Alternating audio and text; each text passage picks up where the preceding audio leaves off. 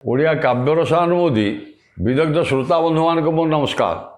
ବନ୍ଧୁଗଣ, ଆଜି ଆମେ ସେଇ ଉତ୍କଳ ଘଣ୍ଟ ଓଡ଼ିଶାର ନୟାଗଡ଼ ଜିଲ୍ଲାର ଇଟାମାଟି ଗ୍ରାମର ଯେଉଁ ବିଶିଷ୍ଟ କବି ଯଦୁମଣି ଯେଉଁ ତାଙ୍କର ଶ୍ରେଷ୍ଠ କୃତି ରାଘବ ବିଳାସ ଏବଂ ପ୍ରବନ୍ଧ ପୂର୍ଣ୍ଣଚନ୍ଦ୍ର ପ୍ରଭୃତି ଆପଣମାନଙ୍କୁ ମୁଁ ଆଲୋଚନା କରୁଛି।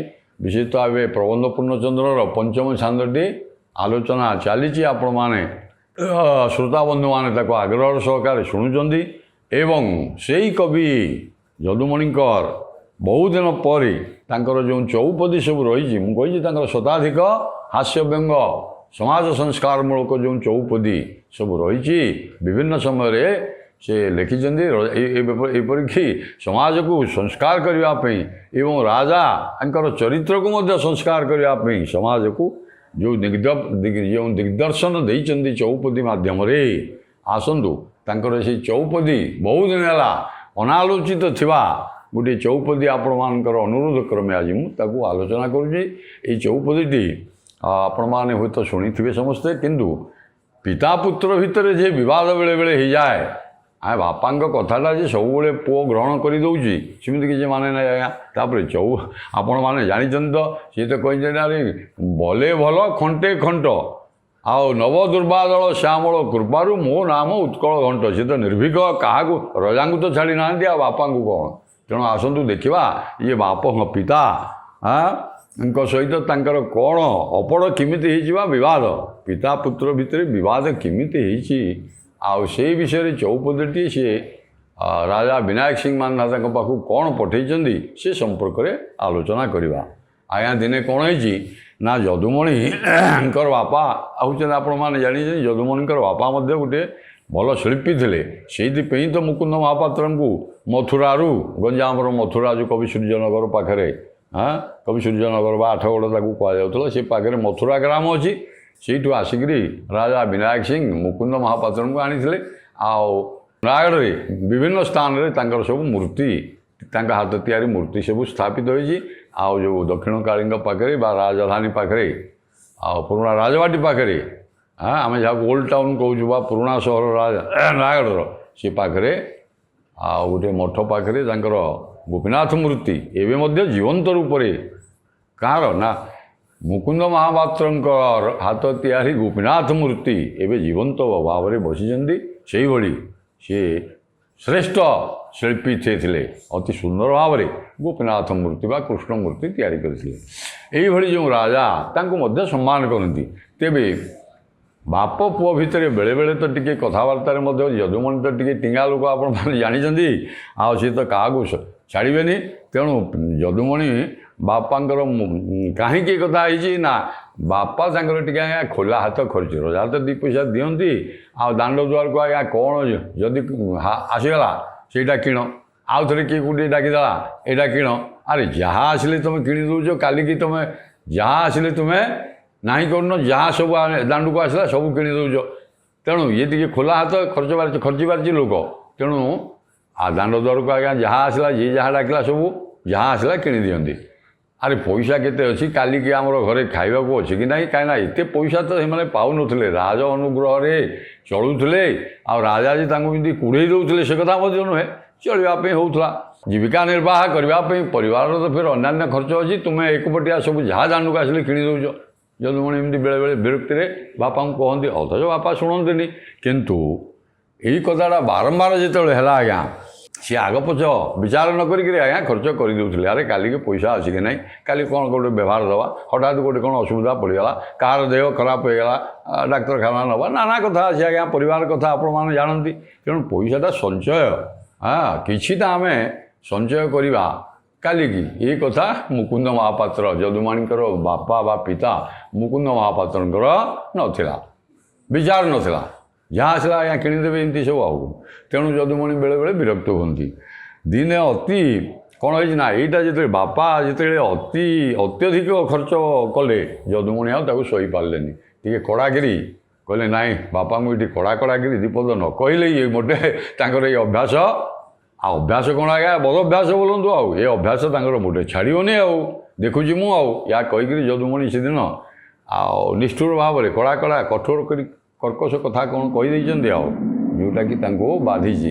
आगुरी शई जाऊे किंतु वर्तमान जदुमणि विवाहित हो गले बह करगले आ बहुटे आसिक अच्छी घरे एणु ये सब भितर बहु आगे शशुर को कथा गुड़े कहीदेवा बापा को कहीदेवा कि बाधि देखूँ हाँ कौन ना क्या कथा रे मु तो रोजगार करुना आउ तो पैसा मु खर्च करुँगी मु खर्च करुँगी आप भावतु जुक्ति अच्छी किंतु आउ मुकुंद महापात्र आगेलेनि सियाड़ को ये कड़ा कथा जो कहले से अत्यंत दुख देला एवं बाधिला अपमान सूचक कथा गुड़े कहला आज्ञा हम कि तेणु जदुमणि ये कथा कहवापर जदुमणि बापा आज्ञा नयागढ़ चली आसिले नयागढ़ आसिले कुआड़े जी राजा पाखे जाकर पहुँची गले धोवा से रजा देखाई गले रजा कुआड़े बिजी होते ये आसुले देखाई गले रजा देखिले जी अरे ये मुकुंद महाराणा सब हस हस मुहँटी आज कहीं विरस बदन देखा पाखक डाकिले डाकिक पचारे घर कथाटा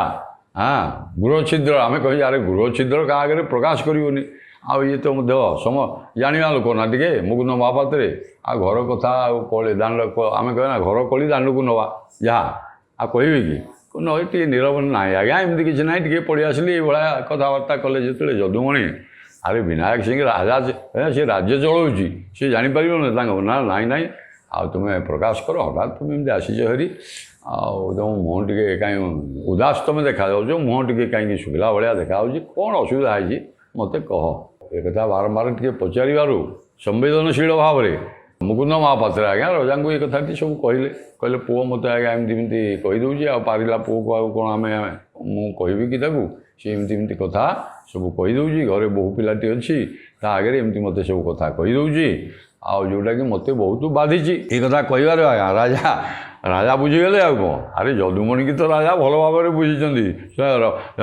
राजा को बेले बेले ये कथा कटु कथा सी कहीदे व्यंग मुझे समाज संस्कार करने राजा चरित्र संशोधन करने बेले बेले कटु कथा विभिन्न कथा कही सी तेणु ये कथा जो राजा जाणीगले समझदार आदमी को इशारा काफी तेणु राजा जो जाणीगले हौ हौ आस तुम्हें बस या बोली घर को डाकिने राजबाटी की डाकी एवं तापरे सब कथा बारंबार पचारिक आउ जहाँ कि कौन असुविधा सुविधा है सब शुणी एवं सांगे सांगे राजा आसी तो राजा ना गोटे दूत हाथ में इटामाटी से 4-5 किलोमीटर नयागढ़ राजबाटी ठारू इटामाटी 4-5 किलोमीटर दूर सांगे सांगे गोटे दूत हाथ में वार्ता देकर जदुमणि तुम्हें ये चिठी पाइबा मात्र ये पत्र पाइबा मात्र सांगे सांगे आसिक राजबाटी हाजर हम या कही राज दरबार आसी हाजर हम एक कथा लिखाई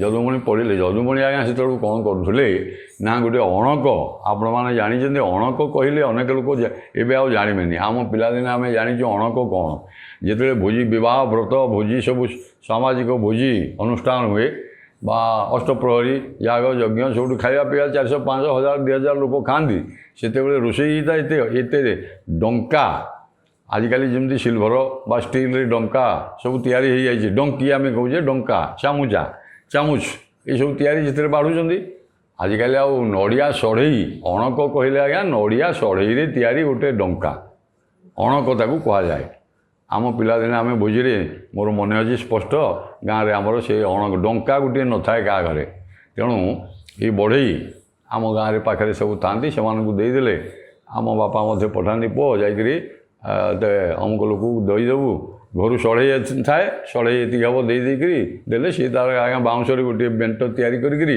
सुंदर करी सढ़ई गुड़िक कोरा कोरी सुंदर अणक बा डंका कर दियंती ताको अणक बोली कहुए से कई जड़े बोधुए पाख गाँव विवाह कि व्रत कि अष्टप्रहरी यज्ञ कौन गोटे अनुष्ठान हो जहाँफल किसी लोक खाइबार व्यवस्था है जहाँफल डंका तार दरकार अणक दरकार है तेणु सी बराद देती जदुमणि ये अणक जमी है आज मत संध्या सुधा दब अणक कहले आज्ञा कौन गोटे जोड़े ना 5टा कि 10-25-30टा अणक किए 40टा बराद कर सबू बाल्टी गोटे गोटे महुर बेसर खीरी खटा अन्न सबू तो टंकार दिया हुए ना आज्ञा तेणु यहीपरि भाव में जितेबाला सी कहते जदुमणि जमी मत आज तुम्हें डंका गुड़िक अणक गुड़िक फोड़िक आज पठेदेव सी लगी किमी तैयारी करी से ही समय आज्ञा दूत जाकि जिते पहुँची जाइए ଯଦୁମଣି କହିଲେ ନାଇଁ ନାଇଁ, ସେ ଦେଖିଲେ ଯେ ନାଇଁ ମୋର କାର୍ଯ୍ୟ, ଆରେ ରାଜଦ୍ୱାରକୁ ଗଲେ ଆଜ୍ଞା କେତେ ସମୟ ହେବ, ମୁଁ ତାଙ୍କର କାର୍ଯ୍ୟ ଅଛି, ମୁଣ୍ଡ ଉପରେ